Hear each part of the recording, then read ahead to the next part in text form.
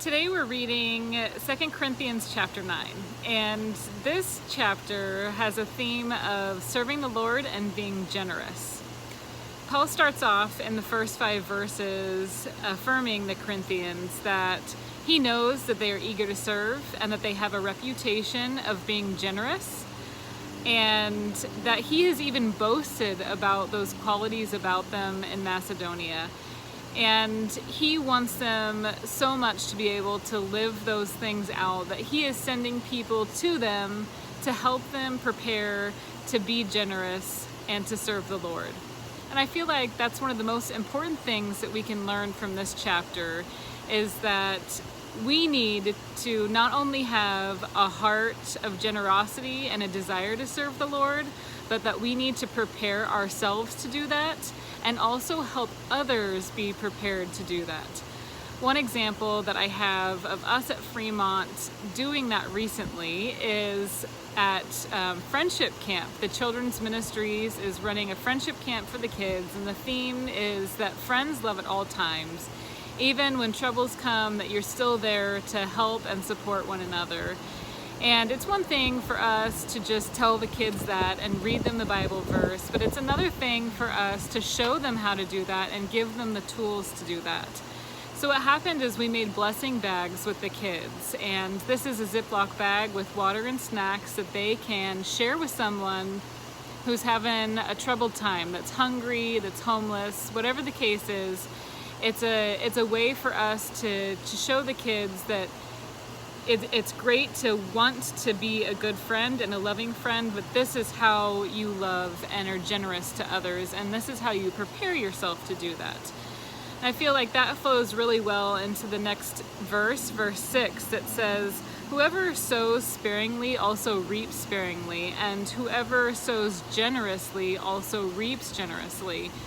Now, at the end of the day, the Lord is the only one that really sees how much is reaped. There's a lot of times that we are gonna sow seeds and not be able to see the fruits from our labor. But that's not what we need to focus on. We need to focus on the opportunities that we have for ourselves to be generous and to serve and to help others. And I feel like when we are able to serve and give generously, that inspires other people to do the same thing. And as Fremont, as a body of believers and Christians throughout the world, that's really how we are able to reap generously, is by supporting one another and being examples of what that means to live it out and to serve the Lord faithfully and generously.